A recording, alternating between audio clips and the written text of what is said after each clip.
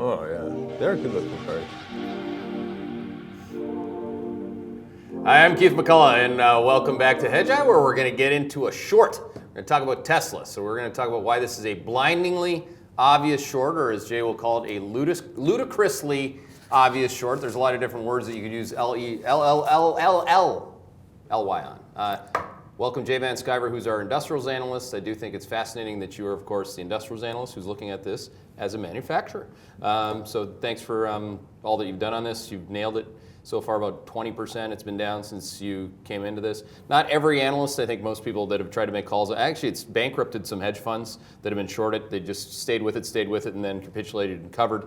Timing, as we know, on the short side matters more than almost anything else.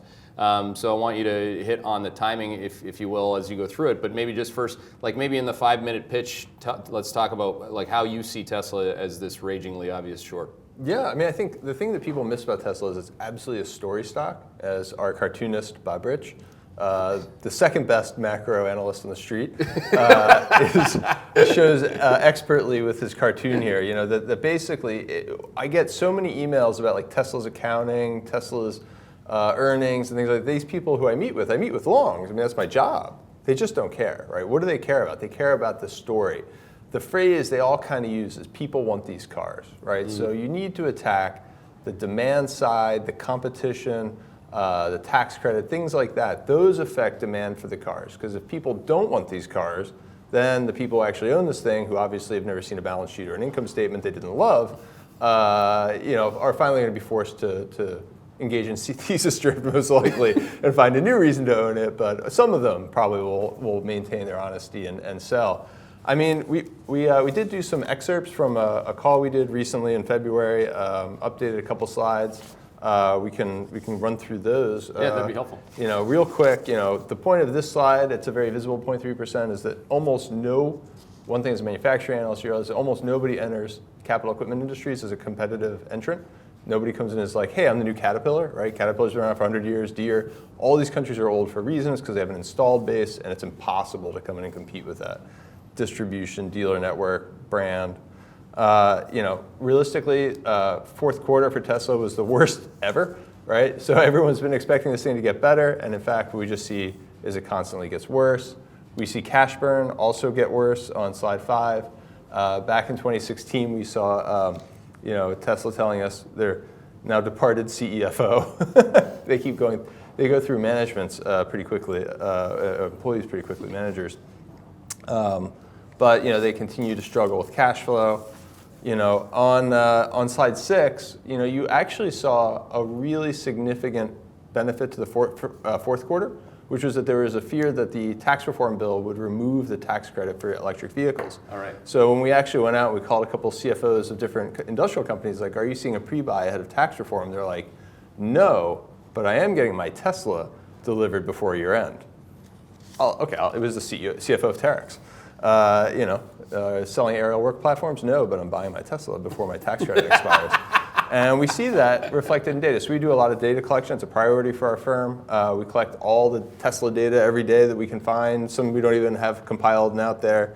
But one is just the posted new inventory. And you see a huge drawdown in inventory as people went out to buy before the tax credit expired. That's a working capital benefit. They burned all that cash with inventory liquidation basically ahead of this. And now what we see on this side, on the right side of this chart, is inventories going back up. It's very impressive. They are a first-rate seller of $1 for 75 cents. Nobody can sell $1 for 75 cents like Tesla. Obviously, the big project at Tesla has been the Model 3. This was supposed to be an exponential ramp in production. This is like cumulative production. We track the max VIN. And they're supposed to be making 5,000 or 10,000 a week, and they've made 5,000 or 10,000 since November. What does max VIN mean? So the vehicle identification number. Okay. It's a way people love their Tesla Model 3s. So as soon as they get one, they like Facebook it. They post it everywhere on Model 3 forums and whatnot. So you can say like, oh, I got VIN 11,188, and that's like the highest one we've seen. So you can track pretty well just from what's in the wild. Yeah. And obviously those track back to production numbers. So we can say, like, look, They're just, I mean, they simply can't produce a car because they're not very good at manufacturing. The quote that I always liked that we did was, Tesla's an objectively terrible manufacturer. And we have a whole section on why in this. You know, the reality is that people want these cars. Yeah, well, they can't make these cars. And when people actually see what they get that they do make, they're going to, I think, struggle with it. So, you know, obviously, slide 8, Tesla can't ramp production. They've been trying to ramp production, and those are their old vehicles, mostly, so that's a problem. So why is Tesla a terrible manufacturer? Slide 9, you know, I think it's really cool to look at revenues per employee. We also do units per employee, and they're just struggling to catch Aston Martin. One day, they'll have the same kind of employee ratios as a super high-end car maker. You know, Ferrari, for God's sakes, right? It's definitely the machine that makes the machine is always what Elon Musk wants to make, right? It's hands. He's got hands making these cars. Aston Martin never had this kind of market cap. No, it's a shame, you know. Yeah. But nice cars, though. People do want those cars. Yeah. Especially if you sold them at a Tesla price, I'm thinking. Oh my gosh, it would be a line to have velvet ropes. And they are introducing an electric vehicle, but it will be 3 times, I think, as expensive as the Model S. Make you look 3 times as cool and rich to prospective mates. Slide 10. What makes great manufacturing is brand. What brands are made in cars? I'm describing this terribly. Car brands are made by great manufacturing. That's what I want to say, right? And everyone, I think, has Tesla's backward, right? They have a great brand, but they can't manufacture. Like, why do people buy Toyotas? Because your Toyota starts every single time, and they have a manufacturing system that produces nearly perfect cars every time. Tesla has a roughly 100% perfect defect rate off the line, according to people who do their QA. On a good day, it gets down to like 40%. Wow. Right, so they struggle a lot to produce cars. And we identified 6 basic reasons why that happens. 1, they change the car every day or 2. Literally, they think that's they use constant. Cool. Yeah, you always have the latest version. It's so cool. That was good. That was a very good Elon Musk impression. But you know, so here's a quote which I will not do the voice for, which is that, for example, for the S, there's an average of 20 improvements per week. Well, imagine if your physical design of your iPhone changed 20 times per week. Foxconn would have 3 times as many. I can't make the joke; it's too mean. But it would be a disaster for their manufacturing line. And you know, the other problem is employee turnover. Right? Nobody works there long enough. They fire people when they're on the line. If they don't hit production targets, the production targets are unrealistic. So they never gather any knowledge. They don't get better at it. The biggest problem is that they cram. They're attacking in this equipment industry. They can't get in. So they cram development cycles that should take 5 or 6 years into 2. So they don't actually have a proper development process. They insist on doing things their own way. They don't train people. They especially don't train managers, so that you don't have, management is not just something that happens. You get good at it over time, and I think that's a real cultural problem there that's very hard to build and correct. And they jump around to new models all the time. So, Toyota tries to get the Camry right before they move on to the Corolla, right? These guys don't. They're just like, Model 3's a mess. Let's do the Semi. Let's move on. Hey, Model Y any day now, right? They keep sort of what we call the hype machine going, but it never lets them get good at actually making cars. And that's, I think, until they fix those 6 things, Tesla is not going to make money. I've been doing manufacturing now for a disturbingly long period of time. I was thinking about 18 years. Looked at a lot of manufacturers. You can talk to a manufacturer. You call Fortive, right? I thought for 15 minutes about doing Fortive as a short. You talk to them for 5 minutes, you're like, oh, forget this. Yeah. These guys are amazing. Like, they know exactly what they're doing, right? You talk to Tesla for like 2 minutes, you're like, you have no idea what you're doing, do you? You think that like safety is a trade-off with quality or whatever in manufacturing. It doesn't make any sense. And Tesla's out of time, right? So slide 12, there's tons of competitors coming to the market. And that's where because most car companies have a 5-year development cycle. So they start around the time Tesla starts winning. And now the first of them is the I-Pace, which is coming in a little cheaper than the Model X. And I happen to think is a lot better looking than the Model X. That's subjective. But I think it's a good looking car. But what's most interesting about it is how the I-Pace took over the narrative. right? So if you looked at the Bloomberg News that day, it was all I-Pace, I-Pace, I-Pace, I-Pace Porsche, I-Pace, I-Pace, right? Tesla starts to get crowded out of its own story with the e-tron and the number of vehicles that are coming out from great manufacturers is insane over the next, really into 2021 as they go through their 5 or 6 year development cycles. The other thing I think is interesting is that Tesla's brand has come under a lot of assault, right? They got sued for hostile work environment, being a hotbed of racist activity, which is, not generally their demographic, right? These are people who want to, I'll say it, virtue signal. They're nice cars. I mean, I don't want to attack it in that way, but, there is an element to social responsibility, and I'm rich, I drive a Model S, right? They're getting a lot of NLRB complaints. They have safety problems. They have a hostile work environment problem. And then, also on the next one, I love that Steve Wozniak comes out and says, I don't believe anything Elon Musk or Tesla says, right? Because everyone says Tesla's the next Apple. I'm sorry, that was Steve Wozniak. Like, I'm pretty sure he didn't say that about his own company, right? And I also think that, finally, my favorite part of this is that as Tesla has become the onion fodder, right? Tesla introduces the first carless driver, right? Elon Musk embarrassed after realizing he's proposing ideas for things that already exist, like public transportation with they call it a subway stop, right? They're really funny. I mean, the Onion is funny, but the reality is that some of his aura is coming under attack because he makes these wild promises. We're going to have direct democracy on Mars, driven by AI or whatever, right? And it's just stupid on some level. Like, you're just being ridiculous. Like, you're the CEO of a huge public company, and you need to stop being ridiculous. And I think it works for him. Like, the more going extreme works, and then suddenly it's not working, right? He's gone too far.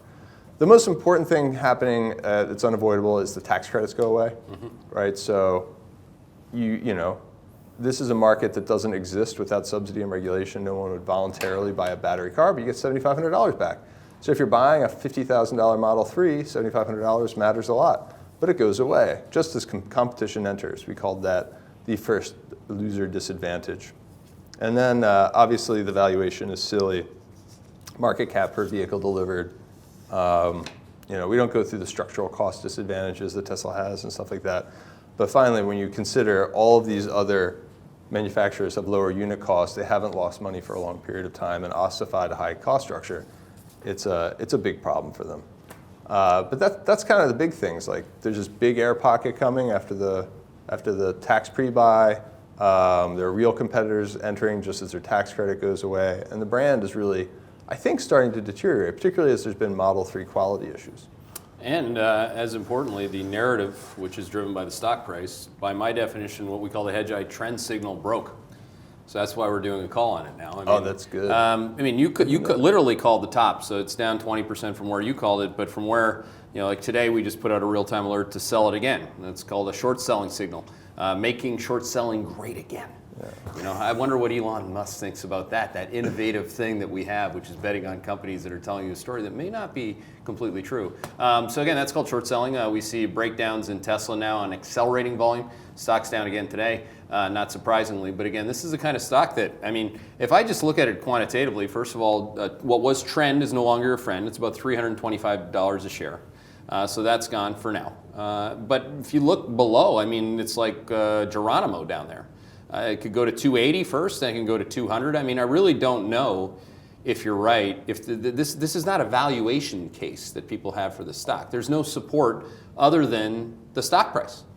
So is that something that people agree or have been able to disagree with, because the stock price has been pretty strong? Yeah, it's actually like a perfect reflexive case, right? So why is Tesla not unionized? Well, a lot of their workers get stock options. So they can credibly say, look, our employees make a lot of money. We don't pay them much, and they're miserable, and they work many too many hours and have unrealistic expectations, and the turnover's high, but look how much money they've made. Well, that starts to go away as your stock price goes down. And you see that with why are managers leaving? They've already made a lot of money, and anybody with any common sense can look at what's going on with the Model 3, competition, tax credits, and say, like, this is probably not a place where I'm going to have a lot of options vest and go in the money. On that, do they expense stock options? Yeah. Okay. When you talk to people away from the demand narrative and you actually get into the accounting, is this like the oh my God accounting story, or is this just a pure demand's not going to be what you think it's going to be story? Well, I always compare Tesla to Enron when short sellers come out and they're like, oh, look, this is killing short sellers. They're all going bankrupt. It's a terrible short. I'm like, well, you know, I had the office across the hall from our utilities analyst back in my buy side long only days, and he was 08 Enron, and he was worried about getting fired for being 08 Enron. And he was explaining all this to me, like their contracts, like here's the part of GAAP, and it's like they need to explain more. It's like, yeah, you know, you can get squeezed really hard in a short, and it's still completely blow up, right? So that's why you have to be careful. To your point, you know, pay a lot of attention to what the share price is telling you. But I think what's interestingly different about Tesla is they tell you they lose $1 billion in cash a quarter. They're telling you they lose tons of money. If they're committing fraud, they're terrible at it, right? They would need to be much better at making up numbers. I could help them. I could, you know, you need to take a huge one-time charge and load up the liability side of your balance sheet and then accrete that through the income statement to offset costs. That's how most people do an acquisition. I mean, they could have driven a truck through Solar City. They probably did, judging at some of the securitizations. But it isn't like you have a company that's telling you they're profitable and they're secretly burning cash and losing a lot of money. Everyone knows it's garbage, right? Mm-hmm. The results are just terrible. They lose money. No one turns $1 into 75 cents like Tesla, and that's in their statement. So, and no long I've ever met has ever said, "Hey, what do you think about the lease account?" Right? No, they want to talk about over-the-air updates and the technology advantage and what's the capacity of competitors. Can the iPace actually be made in enough quantity to compete? Right? They're interested in these sort of futuristic, ethereal things that are the story. If they could read financial statements, they wouldn't own it in the first place. So, yeah. And I don't mean that to be negative. I mean, these guys have been right. So if insofar as they're aware of what they're in, right, they're winners. Mm-hmm. Like they've done a great job ignoring all of the, what do we call it, stuff that we're taught that we're supposed to follow all the time. There's a word for that. Coming up with we need to go back to freshman comp. But by ignoring that, they've been very successful. Yeah. And will they stay too long? Probably, but eventually they'll give up. Well, any growth story that's a hyper-growth story that doesn't have any valuation component possible, I mean, it has to largely do with the stock price. Yeah. I mean, every bubble in the history of bubbles basically is confirmed by one thing. The stock keeps going up.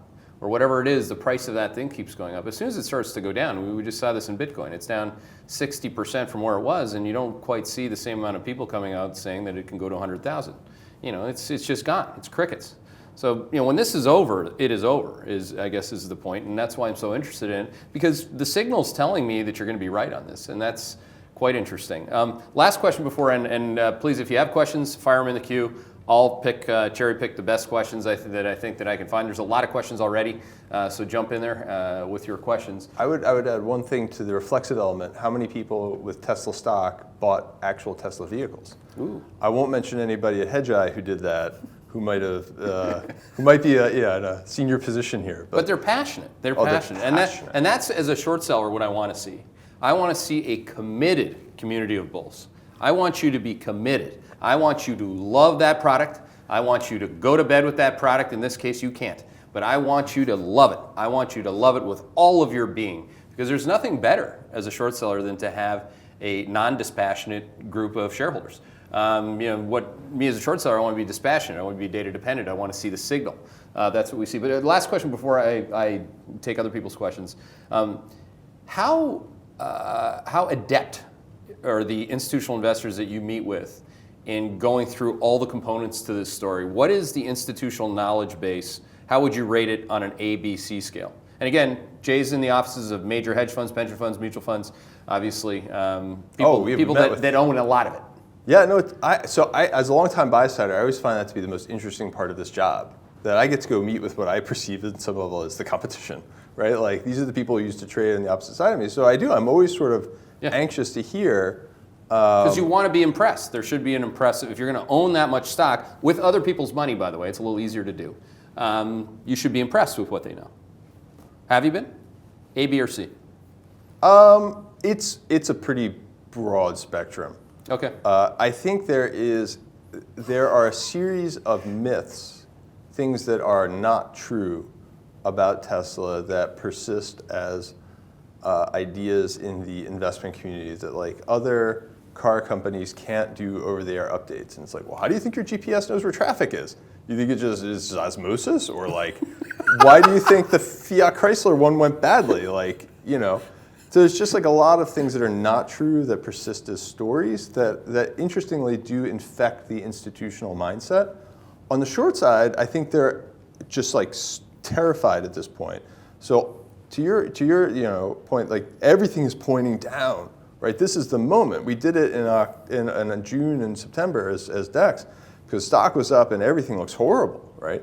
But they're terrified to step in front of what's been a short train of misery for such a long time. So they're probably like too cautious to follow what their own research is telling them. And on the long side, they seem to believe in these myths that just keep getting disproven. Isn't that interesting? I mean, as a short seller, you can always feel as confident as the bull used to feel given last price. I mean, it's just it's the conundrum. It's really the paradox of short selling. Is that you can find yourself in very small company very quickly after something has only been squeezed and gone up. I mean, there's a famous, I don't need to name names, Blue Ridge Capital, but they just shut down. I don't know why they shut down, but I mean, it was famously stayed with that short the whole way up and then just couldn't take it anymore. And the smartest people you'll meet. Yeah. They don't get better. Yeah, they're people that do, it's not about being the smartest person in the room, it's about having the best timing. It really is. It's about having the best timing. And I've seen some really dumb people have some really lucky or good timing. And that's okay. I don't think we're the dumbest guys in the room, so bring it on. We're looking for some really thoughtful questions. First question. What time frame are you looking for this sucker to start to tank? I agree with you. I guess that's one way to put it. When? Now? I mean, that's what you just said, right? The time is now. Oh, I think first quarter is an absolute mess, which they'll, basically so you get the pre-buy air pocket on SNX from the tax credit. You have the cash burn of the inventory refill. By the way, they made no Model 3s, and that's a huge, like the loss on each Model 3. It would be very hard to calculate how big that loss is without, expanding like the memory size of my computer. Like they're incredibly unprofitable to spend. Well, that's why people love them, because they're getting a very expensive car for a subsidized price. People at cocktail parties are always like, oh, you're bearish on Tesla, why? And it's like, I own a Tesla, I love it. I was like, of course you love it. How many fucking $150,000 cars are you don't love? Like, it's enough. And by the way, it costs them like $200,000 to make. So, of course you love it. It's amazing it isn't better. Of course you'll love it. Okay, so there's those two reasons. What else? Like, why? It's Q1, really. But the reality is that we went through this in our deck. Is like it's just the hits keep coming. You get in the second, so you get this bad 1 quarter print. Second quarter, you get the I-Pace out, which is I think going to be a pretty good car from what we can tell. Then you have a whole bunch of other competitive entrants that start coming in the second half of 18 and 19. You have critically though in the back half of this year, you have the tax credit start to go away, right? So once your tax credit goes from 7,500 to 3,750, that's an incremental headwind. And it's also bad because you still get 7,500 with the I-Pace, you just get less free money with the Tesla. Yeah. And then the e-tron comes, you get 7,500, and then by then you'll be getting 1825 from the Tesla. So you end up with that first loser of the tax credit disadvantage as competitors enter, and that's, I think, really nightmarish. And there'll be a capital raise in the third quarter. It's really hard to say. Capital raises haven't taken the stock down before, but they've promised there wouldn't be any more now, so maybe that has more of an impact. I don't know. It just seems absolutely nightmarish. You can buy a Leaf and a Bolt. All kinds of other cars are coming out that compete with a Model 3, and basically, it isn't going to play out the way that was supposed to play out. Exponential growth, 500,000 vehicles, spreads the cost on a bigger unit base. Yeah, on that, I mean, that's a good question. We have a lot of questions on this, and one just Thank you. You just sent in a question that summarized a lot of other questions. Keep the questions coming. Appreciate it. Has Jay met any of the longs that have read the financial statements and actually built operating models? How are they interpreting the fact that the company has negative economies of scale, cash burn, et cetera? Oh, exactly that math. So, I mean, they're smart people. So what they say is that, oh, well, if they can produce 1 million cars or 2 million cars. Just pop that in the model. Yeah, you just pop that in the model. And then I think where our view has been very differentiated is by focusing on the manufacturing footprint.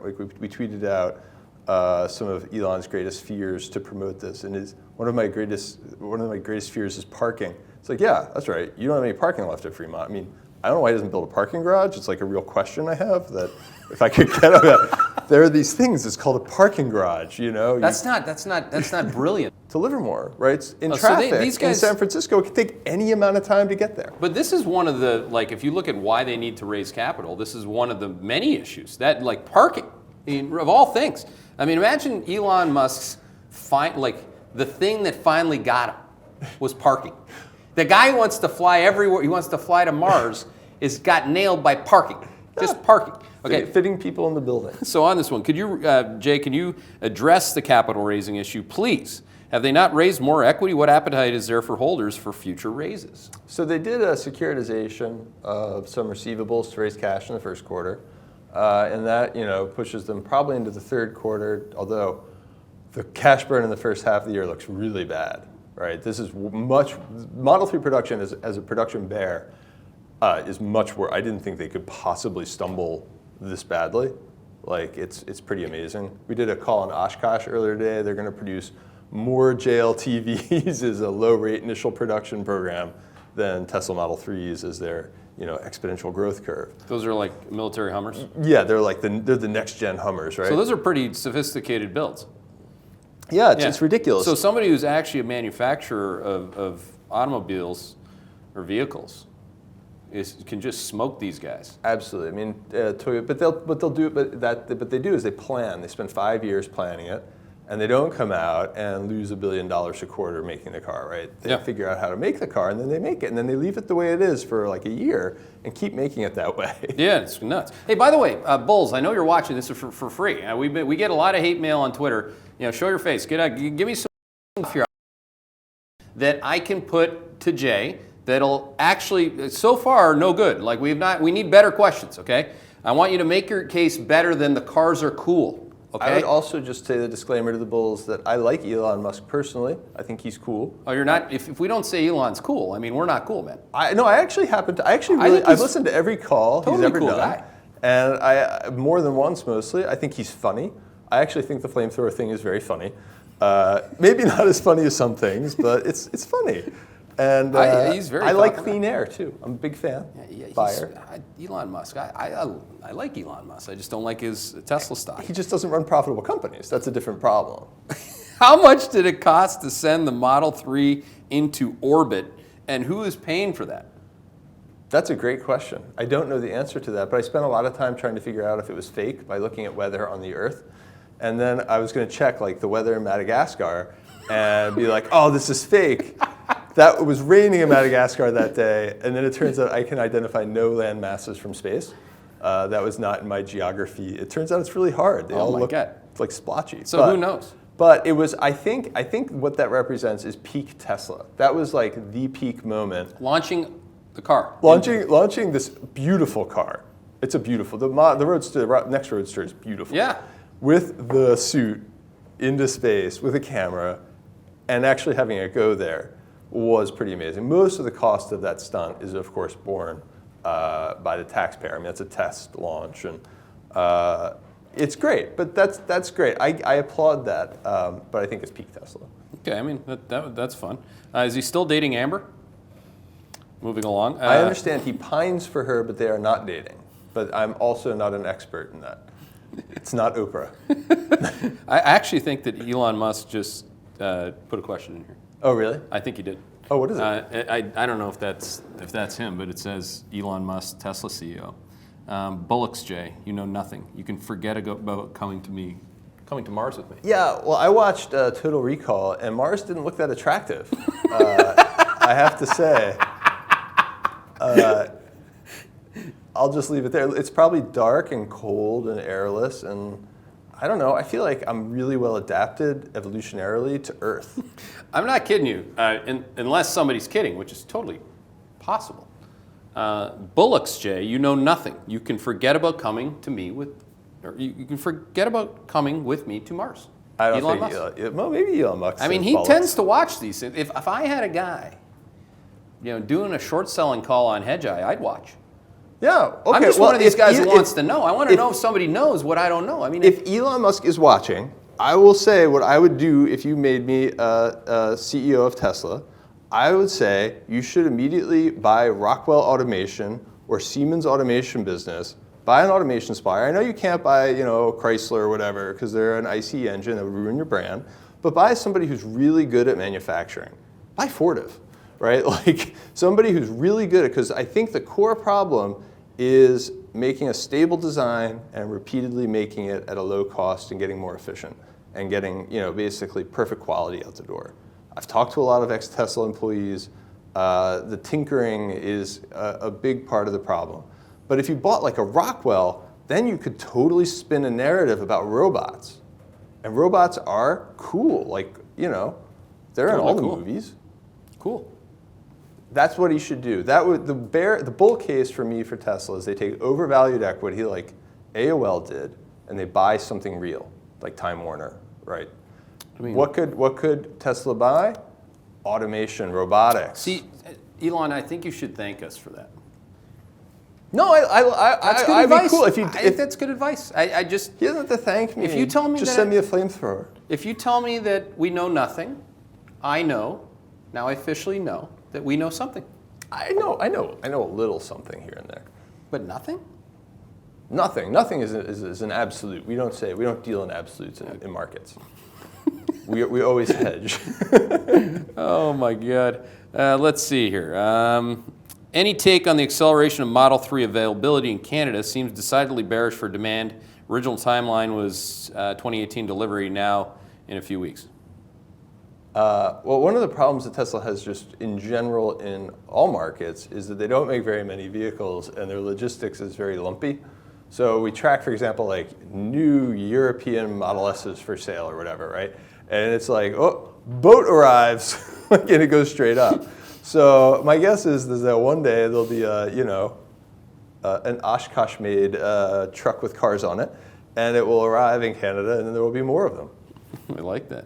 On the debt side versus the equity, what does Jay think about the recent pricings in some of Tesla's publicly traded debt, and what does it mean for the equity? Yields have been expanding quite a bit lately, not quite yet blowing out, but I was curious. Yeah, so the bonds hold up remarkably well. I mean, I think somebody would buy Tesla's brand for something. I mean, it's clearly a valuable brand. There's some IP there. It's not a worthless asset side of the balance sheet.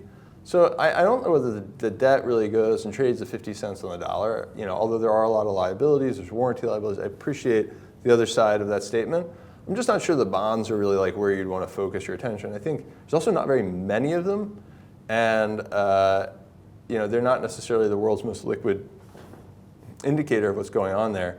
One of the warnings I got before we even launched on this is that Tesla and Elon Musk have a lot of very, very, very wealthy friends, and they will always be willing to give them more money. I think that's probably also just like an aspect that they'll always be able to raise at least a little more money. Just the terms will get more onerous. Okay. Here's a guy that's a bear like me, and all bears and bulls for that matter, including you, Elon, should be concerned about the other side of the debate, because everybody always knows at least something, or thinks that they do, which has got a tangible level of value as a short seller in particular. So this guy's a bear, and he wants to know the thing that scares him, it seems like. How about this? Can they achieve profitability through the combined solar city combination? I know bulls think that with the tiles, the power wall, and the cars, they will create an unstoppable juggernaut. Any benefits imminent around any benefit or imminent turnaround on that side pending? I give Elon Musk a lot of credit. Like when he came out with did you see the solar roof shingle? Yeah, the tiles. That's what I thought it said. The tiles. So he came out with this solar roof shingle, and he says the reason people don't have solar panels on their house is because they're ugly. And I'm like, that's right. That's exactly right. That's true. Yeah, and if realistically, if they had like an Hermes branded like super expensive shingle you had to put in your house if you were cool, right? My wife would totally buy that. Yeah. I couldn't do anything to stop her.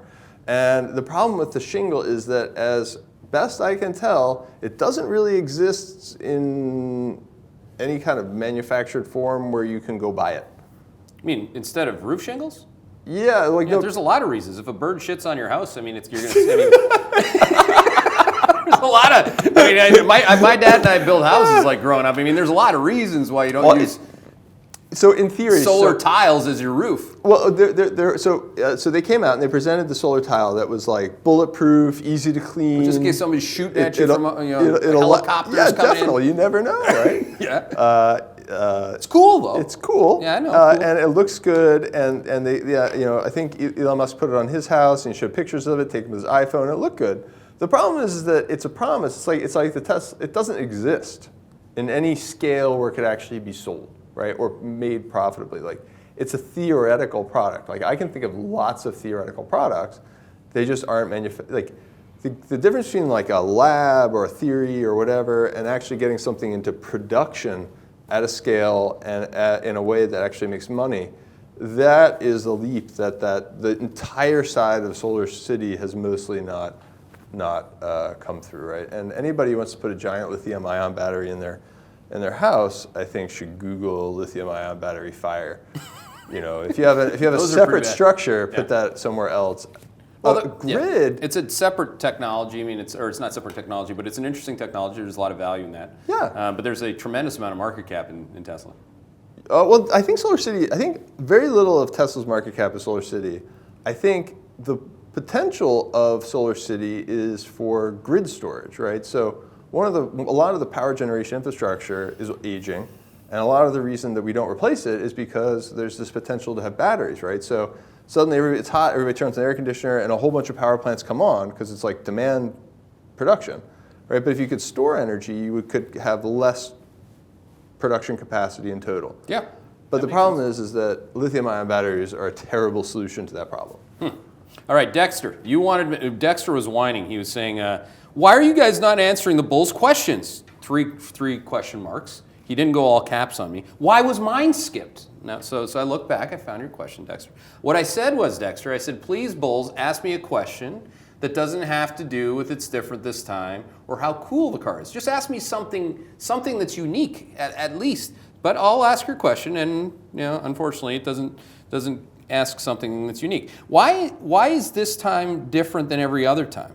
Oh. They always had losses, et cetera, always executive departures, and each time the shorts say, this time is different, this time they won't be able to do an equity raise, but each time the shorts get it wrong. Well, I think actually, so I'll take that. I think Dexter's actually asking a good question because they have hemorrhaged money. I didn't say it was a bad question. I was just like, Dexter, we're going to ask your question. What's really, there's many things that are different right now.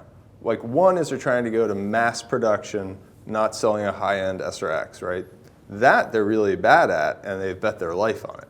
And that was a prediction we made in June and September that they wouldn't be able to produce the Model 3, and they haven't. So mass production versus handmade cars, number one. Number two, tax credits going away. Number three, within the order time frame for a Model 3. So you might say, well, that's not until 2019. Well, yeah, go order a Model 3, see when you get it. That's going to affect order rates, and capital equipment suppliers trade on orders, not sales. Third thing, we'll just wait and see what the Model 3 deposits look like at the end of the quarter, and I think you'll see what I mean. Number three, what's different is competitors are showing up. Competitors are showing up because they have a 5-year development cycle, 6-year development cycle, versus Tesla trying to cram it into 2. So the Model S is hugely successful in what year? Late 2012, 2013? So all of a sudden, all of the traditional OEMs pivot to trying to make a Model S competitor, right? What was 5 years ago? 2013. Why are we getting the I-Pace now? That was 5 years ago. They started working on it in 2013, 2014. By the time you get to 2021, 22, you're going to see a huge number of Model 3 competitors. Why? because that's 5-6 years after the Model 3 got 300,000 pre-orders. So those are three things. If you think that they don't matter, I disagree. I think having the market to yourself versus having really high quality competitors with advertising budgets, they're going to crush Tesla. Dexter just wanted to know what was different this time. So you but gave those him are three very things. different things. There are other things too, like I think the brand is getting more assaulted because the quality of the product is coming down. Like the product quality issues don't matter if you're a billionaire. You take your Bentley, whatever your butler takes your Bentley to the dealer. But when you are suddenly like a nurse just trying to get to a hospital and you own this like $50,000 Model 3 that you stretch to buy, and the thing leaks or the roof is cracked or the screen goes blank or whatever it is, the product quality issues are becoming a much more salient brand issue for Tesla, which would be a fourth thing that I think is much more of an emerging issue. Okay, we have about, we're probably past our time, but we're going to keep going. 5 more minutes? You got 5 more minutes? I got 5 more minutes. Because on the bulls, I want to give you your airtime here. So there's, and this is where we've actually had one of my best friends. He runs a large private equity firm that invests in alternative energy. He'll always explain Tesla from this perspective. It's not the current way that Elon obviously pitches, Tesla, but there's a chance. There's always a chance you can pivot to a new narrative. Usually the stock's down when you have to pivot to the new narrative, but the narrative is really on battery breakthroughs and Tesla as not an automobile, not a technology company, but as a battery company. So we have like tons of questions on this. What do you think of Tesla's battery supplier angle? Another question says, are they on the verge of a battery breakthrough? Just a lot of questions on that. So maybe you can give a summary answer. Those are good questions. Yeah. And I mean, the bull story on EVs, period, is that batteries are getting cheaper, and therefore these cars become more competitive with traditional internal combustion engines. There are all kinds of infrastructure problems with that, like that you can just take your ICE and go anywhere, and the ICE is a very refined product. There's a lot of things to like about an ICE, but I get that as batteries get cheaper, currently unaffordable electric vehicles become more affordable. But that is something that is in no way unique to Tesla, right?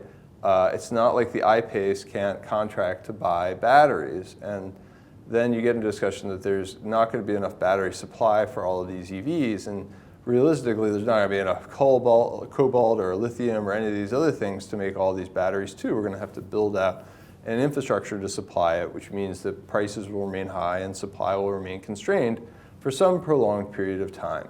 But our batteries, or battery technology, is a sustainable competitive advantage for Tesla. I mean, there are two competing battery technologies right now. There are pluses and minuses to both. It's not a very interesting discussion, I don't think. I hope it isn't part of the bull argument. But the reality is that batteries are not a sustainable competitive advantage. They are a commoditized product. Look at what Panasonic makes selling batteries. They are an incredibly low margin business. It's a business you don't want to be in at all. You don't want to be making batteries. It's a commoditized process, commoditized low margin business, competitive entry from the Chinese. It doesn't look like anything you'd really want to be part of in the long run. Trying to lock in lithium supply or something like that, they'll bring lithium on. It will just cost them more money, and it's a small part of the component of cost of a battery. Are we on the brink of a battery breakthrough? No. So lithium-ion battery technologies, my degree is in chemistry. That's all I really know about. But we did a lot of work on the battery chemistry side of it. And lithium is a really small, positively charged, the smallest other than hydrogen, positively charged metal. So it's going to be the one that is, lithium-ion is going to be, the most prevalent battery type that you have pretty much forever. There is a motion towards solid-state battery, but nobody quite has that up and running. And then even if you did have solid-state batteries that were great today, right, would you be able to get manufacturing scale out within an investable time frame, build a factory? It takes typically 3 years to build a factory, so it's not really within the investment time horizon of your tax credits expiring and competitors coming in. So I get the argument. I think it's great for EVs long run, and I'm not bearish on electric vehicles longer term, mostly because of emissions regulations, which get very, very tight by 2025 in Europe, the US, and China. But I am pretty bearish on Tesla being a beneficiary of more EVs not people who actually can manufacture enough vehicles pretty well. Okay. Good. We give the bulls some airtime, and again, we love the bulls, we love the bears. Trying to learn every day. Last question. I'll give it to the bears though. Okay. If you want to talk about this, Okay. Can you explain the Dieselgate aspect of your thesis? Oh. Dieselgate. Dieselgate.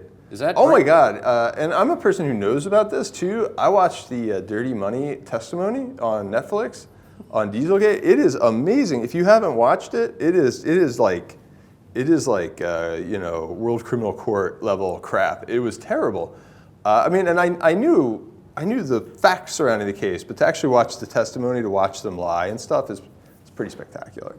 And sort of the whole background from a regulator's perspective. So basically, European OEMs, Europe in general, has more diesel because it has lower carbon dioxide emissions, but it has higher particulate emissions. So in the US, we have gasoline because I think we quite correctly, not because I'm against global warming, but because I know small particles kill people, we're more particle focused, right? So we've done a lot better job of cleaning up particle side. They're more worried about the global warming aspect of it, which is fine. But so they had to end up with more diesel as a solution to their environmental problems. But it turns out that was all based on a lot of emissions avoiding technology, defeat devices to trick the tests.